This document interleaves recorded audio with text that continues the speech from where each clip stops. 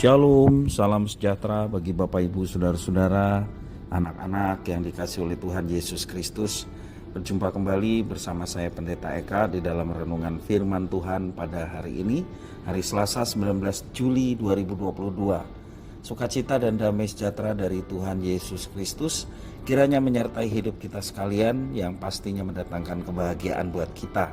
Puji nama Tuhan. Sampai pada pembacaan firman Tuhan hari ini, Amsal yang ke-19. Kiranya firman Tuhan yang kita baca dan kita renungkan memberkati hidup kita. Mari kita akan bersama-sama berdoa terlebih dahulu sebelum kita merenungkan bagian firman Tuhan hari ini. Tuhan Allah Bapa di surga, di dalam nama Tuhan Yesus, kami bersyukur atas kasih setia Tuhan yang boleh nyata dalam hidup kami.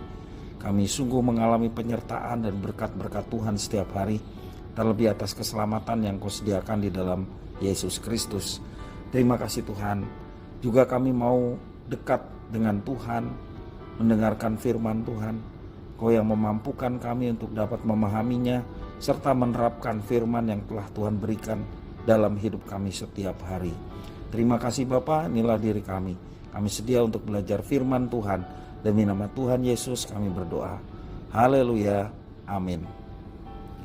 Amsal 19 ayat 1 sampai 17 saya akan bacakan bagi Bapak Ibu Saudara-saudara sekalian.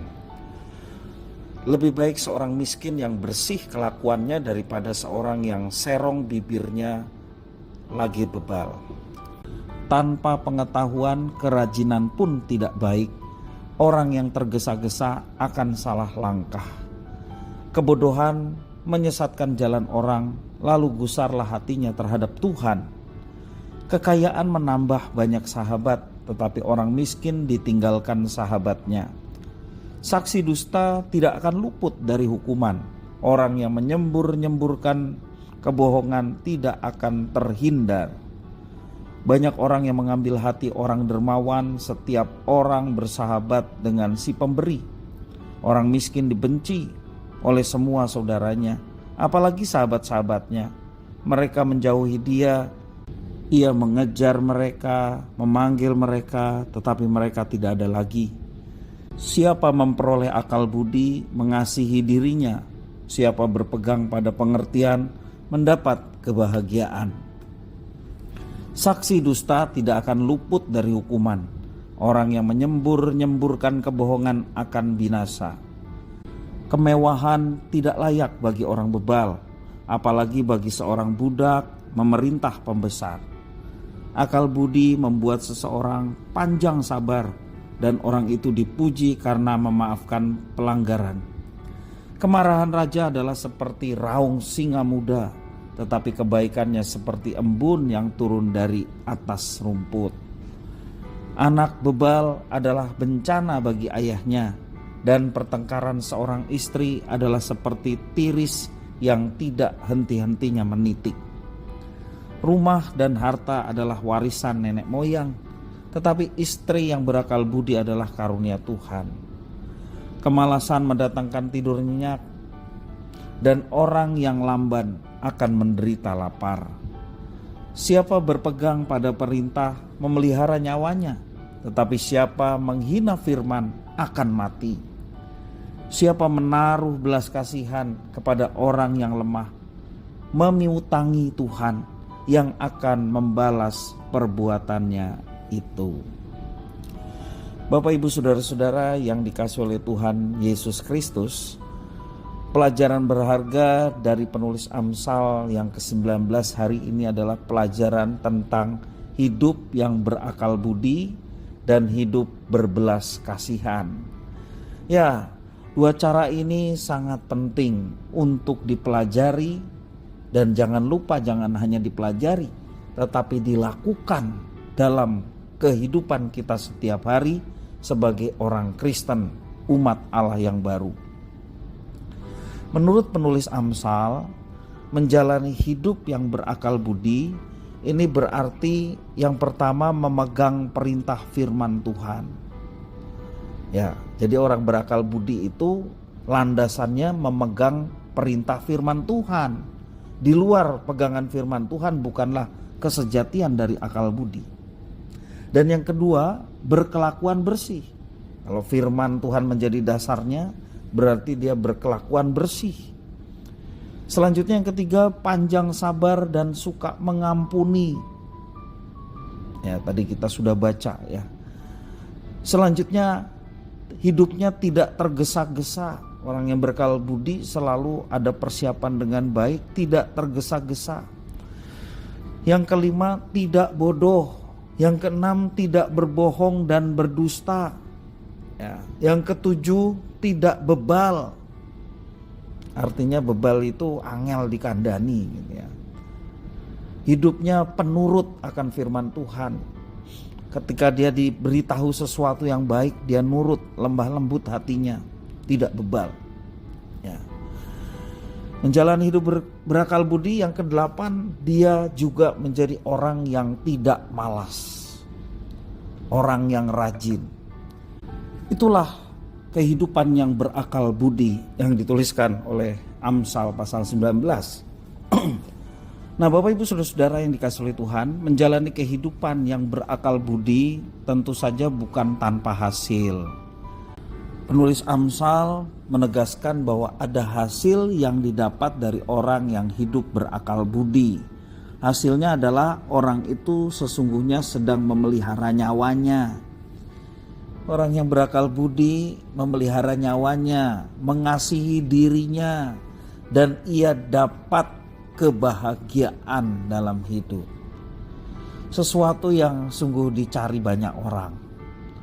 Apakah kita ingin memelihara nyawa kita, mengasihi diri kita, dan juga mendapatkan kebahagiaan? Mari kita hidup memiliki akal budi yang sesuai dengan firman Tuhan. Selanjutnya mengenai hidup yang berbelas kasihan. Ya, selain berakal budi, hidup yang berbelas kasihan. Menjalani kehidupan yang berbelas kasihan ini berarti orang beriman hidup dengan memperhatikan orang miskin atau orang lemah. Dia menjadi orang yang dermawan. Senantiasa hidupnya menunjukkan perbuatan-perbuatan yang baik. Itu orang yang berbelas kasihan. Dengan kata lain, menjalani hidup yang berbelas kasihan berarti mewujudkan kepedulian terhadap orang-orang yang ada di sekitar kita yang membutuhkan pertolongan dan kebaikan. Mengapa penulis Amsal mendorong orang Kristen atau umat Tuhan untuk menjalani cara hidup seperti ini, yakni berakal budi dan berbelas kasihan? Tentu saja semuanya itu diperintahkan agar kehidupan kita sebagai orang Kristen mencerminkan karakter Tuhan itu sendiri. Sebagaimana kita ketahui bahwa Tuhan Allah kita adalah Allah yang benar, Allah yang penuh kasih. Dengan menjalani kehidupan baik berakal budi, berbelas kasihan, satu gaya hidup yang sesungguhnya mengalir dalam kehidupan setiap orang percaya. Hidup yang demikian sesungguhnya kita sedang menjalani hidup yang mencerminkan kebenaran dan kasih Tuhan dalam kehidupan orang-orang yang ada di sekitar kita.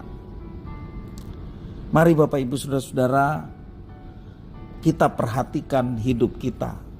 Adakah kehidupan yang penuh dengan akal budi? Ya, tentu saja sekali lagi akal budi yang dilandasi firman Tuhan. Juga kehidupan yang penuh dengan belas kasihan, memperhatikan orang yang susah, memperhatikan orang yang sedang kena musibah, yang miskin. Apakah kita sudah hidup berakal budi dan hidup berbelas kasihan? Mari kita bersama-sama menggenapi Amsal 19 ini sebagai umat Allah, sebagai orang Kristen yang ditebus oleh Kristus, ditebus untuk melakukan pekerjaan yang baik, yaitu hidup berakal budi dan hidup penuh dengan belas kasihan terhadap sesama. Sekali lagi, semuanya itu tidak akan menjadi sia-sia. Seperti penulis Amsal, bahwa ketika kita melaksanakan itu, kita memelihara nyawa kita. Sesungguhnya yang memiliki nyawa adalah Tuhan. Dan ketika kita melaksanakan apa yang diperintahkan Tuhan, maka Tuhan melihat bahwa orang ini sungguh melaksanakan. Nyawanya dipelihara oleh Tuhan. Artinya kita mengasihi diri kita dengan jalan hidup berakal budi dan berbelas kasihan. Dan juga Tuhan memberkati kita dengan kebahagiaan. Semua kita pasti pengen itu ya. Marilah kita hidup berakal budi dan berbelas kasihan. Dan alamilah berkat-berkat Tuhan dalam setiap kehidupan kita sehari-hari. Kiranya firman Tuhan memberkati kita sekalian. Mari kita berdoa. Tuhan Bapa di surga, di dalam Yesus Kristus, kami mengucapkan syukur dan terima kasih kepada Tuhan yang memelihara hidup kami sampai hari ini. Dan kami mau terus melaksanakan apa yang Tuhan perintahkan. Sebagai wujud kami mau menjadi anak-anak-Mu yang mencerminkan ada kebenaran Allah dalam diri kami. Ada kebaikan Allah yang boleh kami alami dan kami wujud nyatakan dalam hidup kami setiap hari. Terima kasih ya Tuhan atas firman-Mu. Sekali lagi mohon pimpinan Roh Kudus untuk kami dapat menggenapinya. Demi nama Tuhan Yesus Kristus kami sudah berdoa dan bersyukur. Haleluya. Amin.